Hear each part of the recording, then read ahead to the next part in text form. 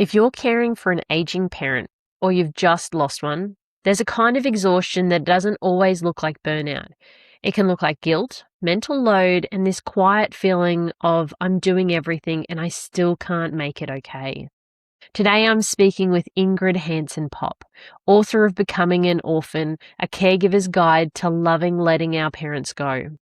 Ingrid has walked the last days with her mum, and now she's also navigating caregiving for her in-laws, and she'll share why those seasons can feel completely different.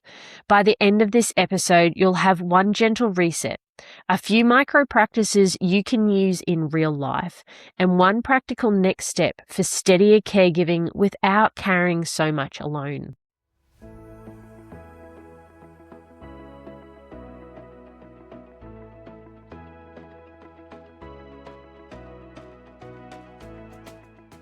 Just a gentle note before we begin. Today's episode includes aging, loss, anticipatory grief, and end-of-life themes. Please listen in a way that feels supportive for you. You can pause, skip, or come back at any time. If you're tired of holding it together in hard rooms, appointments, hospital days, and service systems, and then crashing afterwards, you're in the right place.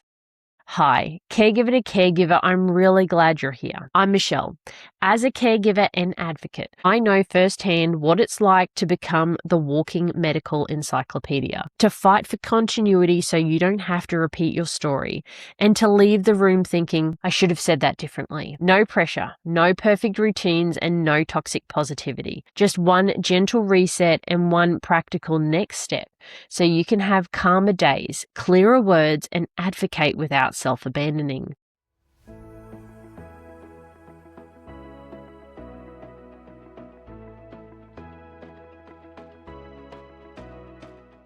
Before we jump in, if you want a simple tool you can use in real time when your body is flooded after a hard day, you can check out my 90-second reset. It's a self-paced, trauma-aware toolkit to help you settle your body so your brain comes back online, especially in hard rooms and the crash afterwards. The link is in the show notes. No pressure, just the next right step, if that's where you're at. Today's guest is Ingrid Hanson-Popp. Ingrid has lived the aging parent caregiving season intimately. She walked the last days with her mum, and she's now also supporting her in-laws as they age, which has its own challenges and emotional weight. After releasing her mum's memoirs, Ingrid heard countless people pour their stories about caring for aging parents, and she realized how under-supported this season really is. That led her to write Becoming an Orphan, a caregiver's guide to loving letting our parents go, a blend of story, practical support, and a very human kind of hope. Ingrid, welcome. I'm really glad you're here. Thank you so much. I'm glad I am too. And I think we're going to have a helpful conversation. I do too. Now, before we start, Ingrid, I always like to just set the tone, and we take a deep breath before we start. So listeners, let's do that together now. In through your nose and out longer than you breathed in. Okay, and let's get started. Ingrid, before we go into the tools, I'd love to begin with your story because it gives caregivers real context and it helps them feel less alone. You not only walked the last days with your mum, you're now also navigating caregiving for your in-laws. And you've said those two seasons feel very different. Can you take us back to the first season with your mum? What were the first moments you realized? This is changing, and I'm going to be carrying more than I expected. Sure. So the very first moment was when we would have a family gathering, and I talked to her on the phone, and we set up the time, and she loved getting together with family. And we all were here, and Mom was not. She still drove. She drove herself wherever. So I called her, and she had forgotten the time. She had gotten the time wrong, or she thought it was... And that was my very first clue, because it happened a second time. Now, thankfully, I had a few years between that moment, but it just like turned a little light bulb on of, okay, we're going to have to adjust things here. I lived about an hour and a little bit of a drive from where Mom was. And she was living very independent life, busy life. She was widowed a second time, and she was fine living on her own in the farmhouse that I grew up in, and very active social life in church and volunteering and all sorts of things. But she asked if I could take her to this eye doctor appointment, was a specialist.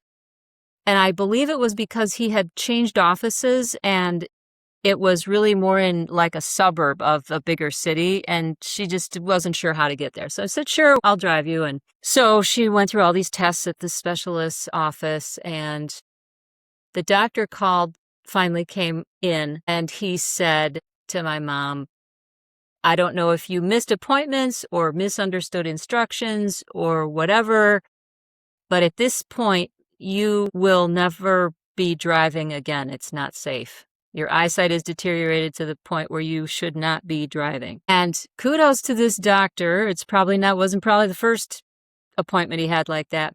He left my mom and I together for some privacy because he could see how hard it hit her. She's quite tearful. She's always loved driving. She loved driving from the day her dad taught her in a Model T how to drive. And so I might cry telling the story because it's so vivid. So she paused. She was weeping, and she finally said, well, this is going to be hard. But she said, a lot of other people have much harder things than this, and God will take care of me. That was my mom. Her faith was a rock solid. It was authentic. It was deep. And so I drove her home. I dropped her off. And then I drove the hour home, and I stopped to do some errands. And before I got out of the car, it hit me. I think because I wasn't thinking about driving, I was just thinking about what just happened. And I thought, oh boy, here we go. How am I going to help mom do her busy life? I live an hour away and I'm running my own business. And okay, so a little bit type A personality and driven. Okay, so I don't have too much margin for anything. And the beautiful kind of spiritual moment of that sitting in the car was, this is going to be a privilege for you, was the divine message. But it helped me be gracious from there on. It wasn't always easy and I didn't do it perfectly, but I can't explain except that it was God, because it was like a switch. So that was how things began with mom. And she never really did get incapacitated, but we'll talk more about that later. So mom passed in 2012. And now for the last couple years, 2024, my husband and I have noticed my mother-in-law's mental decline. And actually, she had gone through some chemotherapy preventative treatment. And I read that sometimes that chemotherapy can mess you up for a while mentally and your memory and things like that. But yeah, it is a radically different journey and set of challenges with my in-laws. There's also a different relationship between your in-laws and your mum as well. It is like a new chapter of learning that you're entering. Yes. And I hear very much that you were in that journey where you're taking your mum to the doctors and they recognized the loss that your mum was going to kind of step into. I think that's part of our caregiving journeys, is supporting our loved ones to realize sometimes when their changes include grief and loss. Because grief and loss doesn't just occur when we lose our lives, when we lose our autonomy, when we lose the hope of being able to do something that we've already been doing or we were expecting that we would be able to do. There is this level of grief for them. There's a level of grief for us as the caregiver watching it, and also realizing the potential additional responsibilities that kind of come into our world. Was there a specific moment that you remember thinking, I love this person beyond anything, but I'm starting to recognize that I'm not okay at this time? I think what happened almost more out of necessity and because of blended my personality, and I talk about this in the book, of recognizing where you as a caregiver are in your lifetime. Are you married? Are you single? Do you have kids? Are they at home? Are they off on their own? Does your spouse have a medical issue too? And I think because caregiving for parents can happen when someone's in their 20s and all of a sudden they're in their 20s and they're trying to live in their own for their first time and they're having their first career and they have their first apartment, and then all of a sudden something falls apart with mom and dad. And it's the asking yourself the question, okay, I don't have to put my life on pause to go help them? Will I? Do I want to? Can I? Or is there a different arrangement?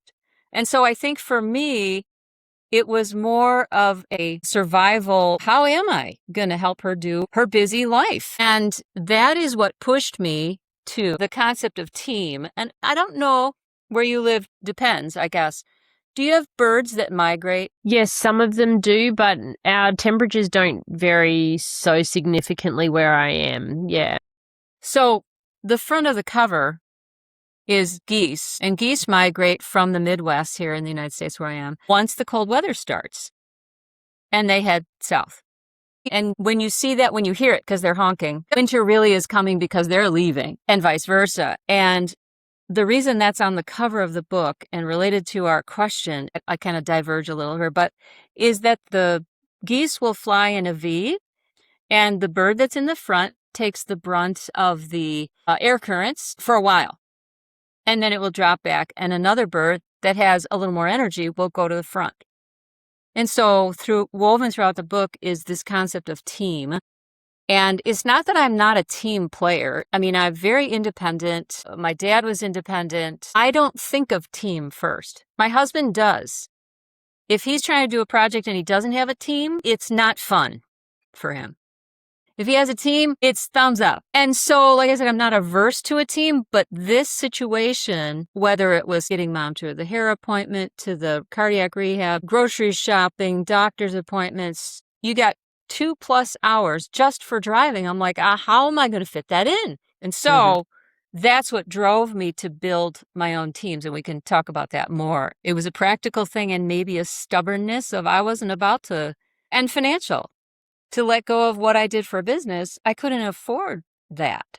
And she would have never wanted me to either. So it was looking at not only where your mum was, but also where you were, and finding medium ground where you could access support for your mum and being supportive of your mum, whilst also acknowledging where you were, your dreams, where you were with your family life, and being able to have grace in both spaces.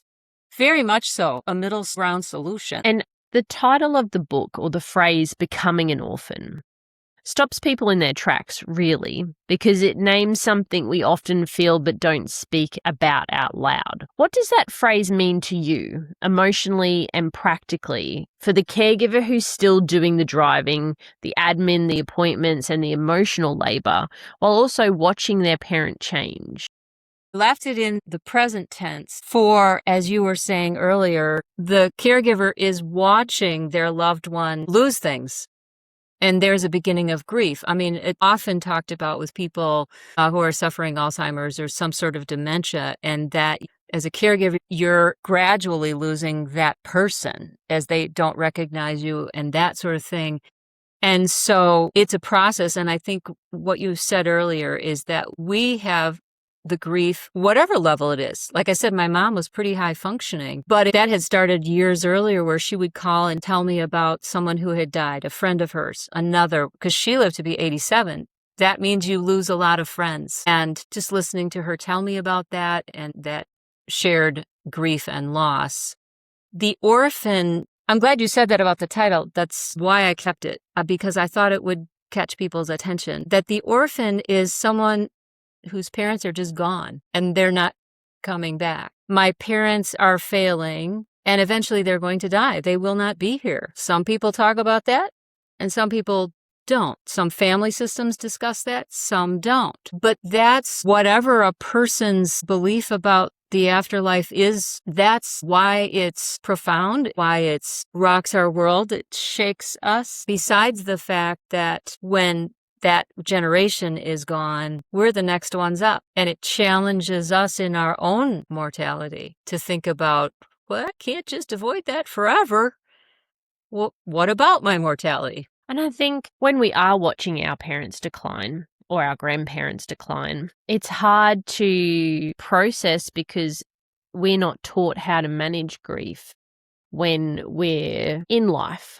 And we come into these big moments that at times can shatter a person's world because they just don't know how to process that loss, how to look at the things that they feel like they're losing by the passing of their parent or grandparent. And it depends on whether that grandparent had to step into a role of like caring for them as a parent as well. And I think there's these hidden parts of this season that people don't prepare you for. Speaking of those hidden parts, what are they and what weren't you prepared for during that season? I don't think I was. It's such a personalized question. Based on personality and our family system, we all knew that we loved and respected one another, but we didn't talk about it a whole lot. It wasn't that we ever questioned it. Let's just say I wasn't raised with a broad band of emotional expressions. And I think this can happen to anybody, even if you've grown up in an emotional family or whatever. Is that we get busy doing all the things, checking the appointment, getting a wheelchair. Will it fit in the car? Can she walk? Do I need the wheelchair? How do I get her in and out of the car? She's having trouble getting to the car. What does that mean? We're problem solving all these things. Our head is very busy. Our bodies are very busy. Our calendar is very busy. And the emotions, sometimes eventually they just have to raise their hand and say, "What, we need some attention here." And it was the sadness watching that kind of caught me off guard, where she was a fighter and she was not a complainer. And so figuring out to use a wheelchair to bring her into the medical facility just because it was big and I didn't know how long we were going to be there. And it was a good thing I did because we went to the doctor's office and they're like, "Oh, you need to go down to x-ray and give her an x-ray." Mother would have never made it and she could never have walked that far. I mean, obviously they would have had a wheelchair. But what I was really amazed about is I knew she was a woman of fortitude. She just did whatever had to be done. But what she needed me for and appreciated my presence for was we finally talked to the physician's assistant. Her own doctor, who she really liked, was out of town. And so the physician's assistant had said she was collecting water on her lungs and her legs and stuff like that, and had been trying to use a medication for a diuretic, and it wasn't working. And so she offered my mom the option of, I can change the prescription, or we could admit you to the hospital and they can just do it there and keep an eye on you. And I wasn't surprised when faced with a big decision like that. She was glad I was there and asked me what my opinion was and took my advice. But anyway, again, I've wandered off, but it's just so the emotional, the sadness caught me off guard because I'm all about make the list, check the list, make a new list, get it done. It's those moments of grief that are showing up day to day, and because you're running from one job to the next and you're trying to accomplish what you need to get done in your day, you do find that it does creep up on you and you have to have a moment of release or you'll be a sobbing mess and you won't get anything done. And I think for caregivers, it's one of the most common places that they blame themselves, even when they're doing everything they can, because I guess part of it is societal views and also our own personal views that we're not the ones going through the pain or the discomfort at that time, or we're not having these things happen to our body. So why am I grieving something? Why am I sad for that? Why is it bothering me? Yeah, right. Yeah. And I think that caregivers need to take that moment to show themselves compassion and grace and to recognize that we are also human and that we have deep emotions, thoughts, and they still need to have their moment in the light so that we can acknowledge them, put things in place for our own longevity as well. I really feel like a lot of caregivers say, I can handle tasks, but the emotional weight is what breaks me. And I guess this is a great space for us to kind of dive a little bit deeper into that. From what you've seen, both in your own story and through the stories that you've collected, why does aging parent caregiving often feel like a particular kind of loneliness? Okay, there are multiple reasons. So first of all, there's a lot of times the issues that you are dealing with your aging loved one, they're very personal. They can be everything from hygiene stuff to stubborn attitudes to finances, like where is her money going? Like what's happening here? Those are very personal issues. And like you see your friend in the grocery store and they say, "Hi, how are you?" You're not going to tell them anything about that. Or your neighbor at the mailbox, "Hi, how's it going with your mom?" Because they're personal issues. I think the other thing is, that's pretty huge in itself. It also is a cultural thing. And that's, like you said in the introduction, that's what caught my attention, is when people would tell me their stories. And these are people who are smart, hardworking, problem solving, and they're usually the first or an additional in a long string of events happen. Mom fell and broke her hip. The whole family's in an uproar. They were at wit's end, completely at wit's end. And I'm like, wow. And the other thing I realized at that moment was, I have my stories and what I learned, and they're useful, but my experience is narrow compared to all these other people I'm hearing. And so that's where that came from. But loneliness, I think the other bit of loneliness can simply be a practical thing. So if you are further along on the intensity scale of either you're living with your parent or your parent is living with you, and perhaps it's not safe for them to be alone for whatever reason. Well, you're locked out of coffee visits that you do with your friends normally because you can't leave the house. That just gets to be very practical. And some of those issues, that's where, again, you need to call a team in. And one of the recommendations I have is, when, especially that's going to be pretty intense caregiving, is you recruit a friend. You recruit a close friend, make sure that the parameters are set with you and them, where you can call them just to vent. You can go outside on the patio, your loved one's in the house, and just say, "Oh my gosh, Barbara, I have got to talk to you about this. Listen to what happened today. I can't believe this happened." And Barbara knows she's just listening. She's not giving you advice. She's just letting you air your whatever it is. And if you have that friend in place from the get-go, that helps with that loneliness. What I'm hearing is that adult role shift from when you are the child and things are organized for you or on your behalf, to then becoming the organizer, supporting the decision-making responsibilities, monitoring and supporting financial ongoing stability, supporting them to get to and from things.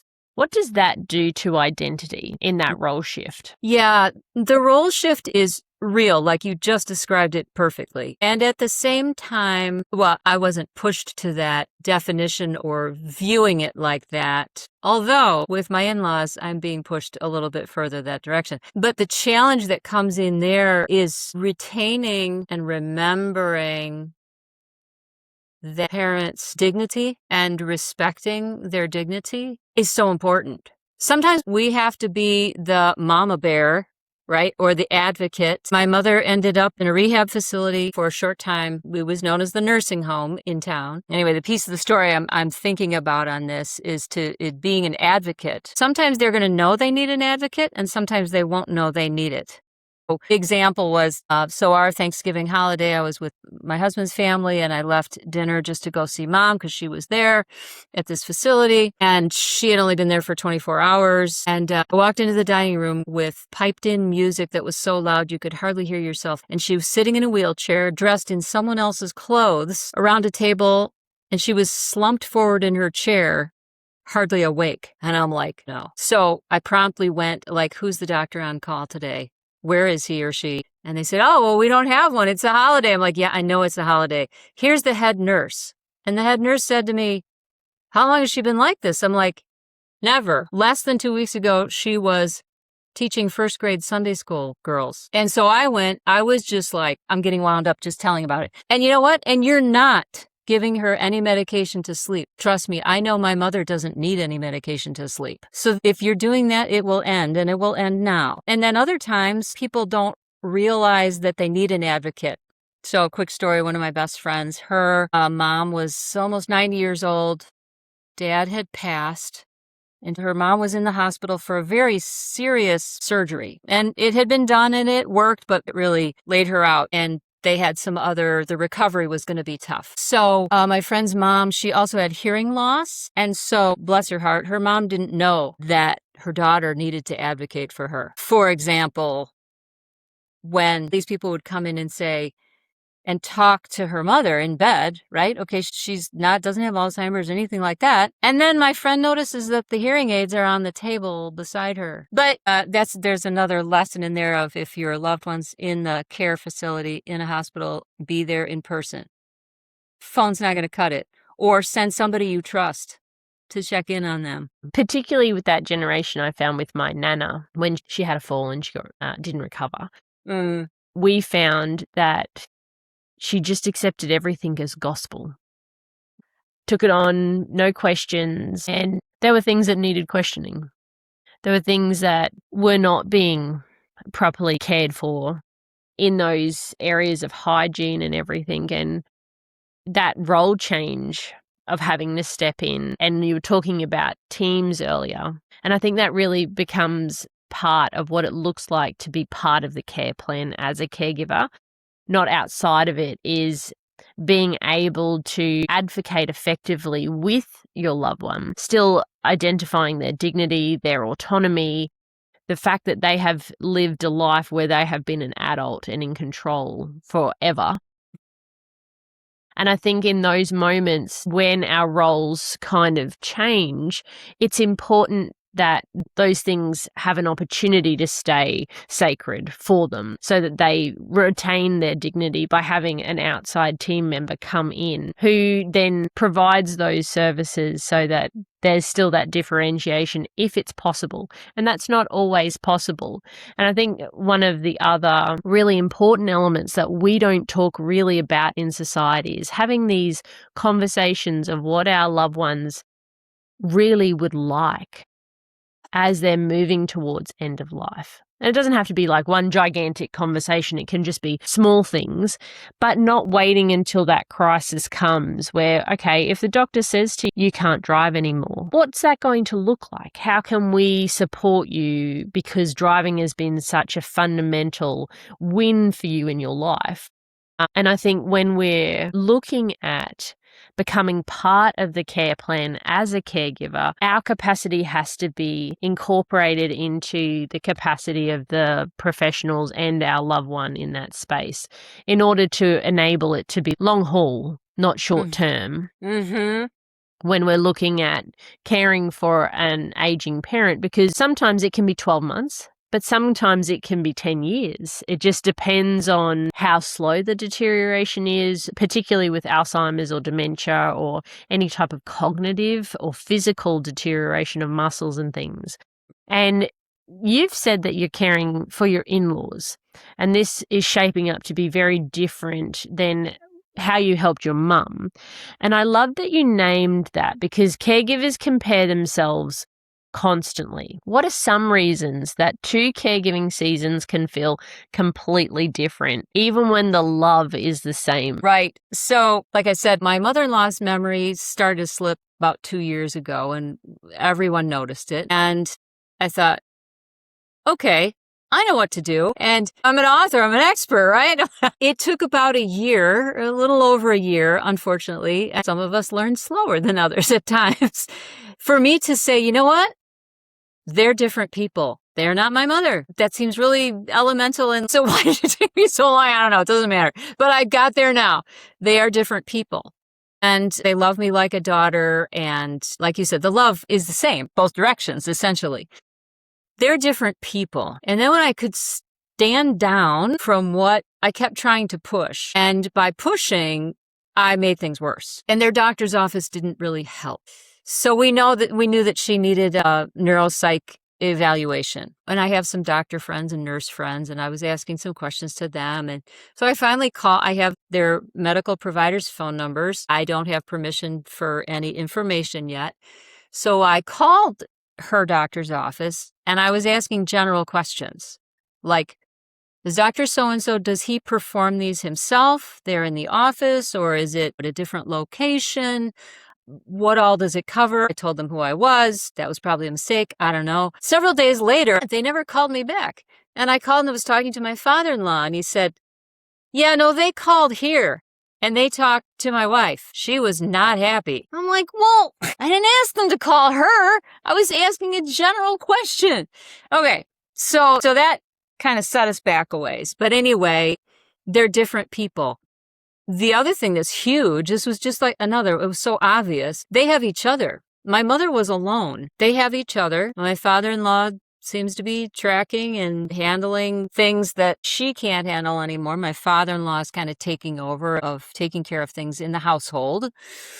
That's very different. Just because you don't know how that's going or how that came to be, or if he's doing it right, it's not your business. Stand down. And so it's a humility. It's just a recognition that they're different. And then isn't it always so often, whether it's a conflict, any kind of conflict, just stepping back a few steps and saying, okay, well, my mother-in-law, kind of because of cancer and then because of other things I don't know, maybe because her memory was slipping, she has been isolated in her house since about 2020. Whereas my father-in-law, he still plays bass at church and he has volunteers and he's got his guy friends he goes to coffee with, and it's different. And when I realized that, I'm like, wow, that's a lot of time. The only time she goes out is to the doctor's appointment or to the grocery store with her husband, not alone. So yeah, sometimes it just takes a step back to go, okay, how are they different? What my husband's family talks about versus mine,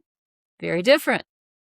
Like money, our family talked about it at every holiday. Like, how's that new job? Did you get a raise? Well, are you putting money aside? David's family doesn't do that. Some things it also will be, do my husband and I have good ideas?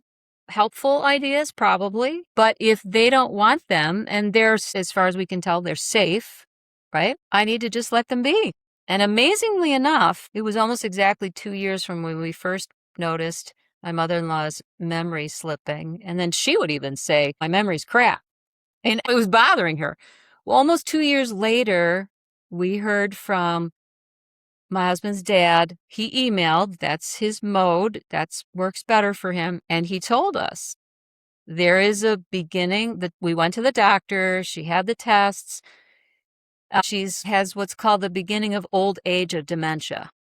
And the doctor gave her a medication, we don't know what it is, to help, and she feels like it's helping. The fact that he emailed his son with that information was massive, instead of keeping it from him. Now, when we've visited both of them in person, and even with some of the other family members, siblings and whatnot, they will talk about that, or my mother-in-law will say, that medication, it really does feel like it's helping, and we're all observing that she's more engaged with family conversation when we're all together. Maybe like she used to be, but she's definitely more clear-minded.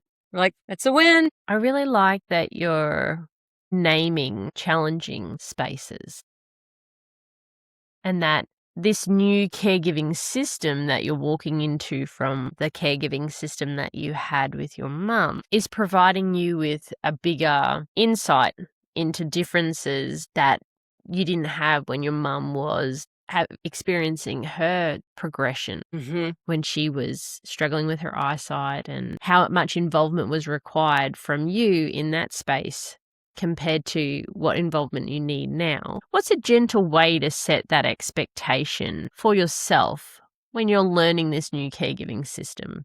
When you make what would have been a loving gesture has now come across as potentially outside their comfort zone. Right. And I think the key word is, you just said, was learning, and that being gentle with ourselves, which you also said, I've heard it 2 other times this week. Nobody teaches us how to do this. There's lots of parenting books, which still doesn't teach you exactly how to parent. But at least there are books out there, like you could read them ahead of time and you could get advice from them. And it's partly why I wrote the book, because nobody tells you how to do this. So my day job, I'm a professional pianist, and I do a lot of teaching of all different ages and abilities. And sometimes I've had to say to myself, when I make a mistake like this, trying to learn with my in-laws, to say, okay, let's back up just a minute and think about, if I'm teaching a student of any level a new technique, a new whatever, they've not encountered it before. If they come to me a week later and they've got it wrong, am I going to criticize them or be angry? Or, well, no, that's ridiculous, because the whole concept of learning and teaching is you take a person from where they are, what they know, and you move them to the next, what they don't know. And a good teacher is the one that can blend it like this, so that it's not traumatic and it's not this big gap, and then you have other problems. And so if we could just do that for ourselves, I'm just learning how to do this. That wasn't the greatest choice, but I'm going to move on and do better next time. Giving yourself grace in learning, in adapting, and realizing that as a human, we can make mistakes and that mistakes are okay to happen as long as we learn from the mistakes that we've experienced. And I really like how you talked about it not being traumatic, that there not being this massive gap between something that we've actioned and then the next space that we walk into. That there's a gentleness to giving bandwidth to this learning process. And I feel like it's really important that for our listeners who love micro tools to support them on their journeys, that we get a little bit practical before we conclude today's conversation. And I'd love for us to share micro tools that they can do in like 1 to 3 minutes that just helps their nervous system come down one notch. When you think about an overwhelmed caregiver of an aging parent, what are a few small practices that actually help, especially in the moment?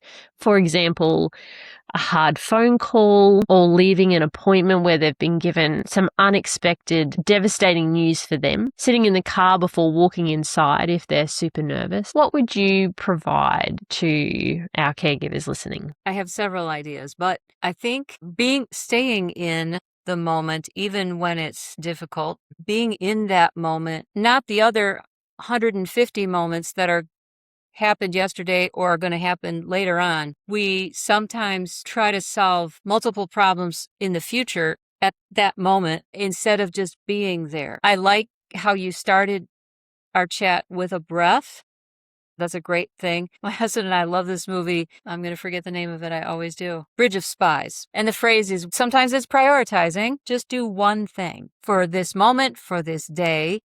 One of the things that I structured my book, I structured each chapter with, this is a shameless plug, but I get when you don't have a lot of time and you're just waiting in the car for a few minutes or whatever. At the end of each chapter, I have bullet points that summarize the chapter because you may not have time to read it. But I also have little bullet points, like 4 bullet points that are called Start Today. And based on whatever the situation might be, this is in the chapter Creating Your Team. One thing, get the contact information of your parents' neighbors and or church leaders. All of a sudden you've expanded. You have one more thread in the net that can catch your parents and can help you. We did that with my husband's parents. On the bulletin board, they have important phone numbers.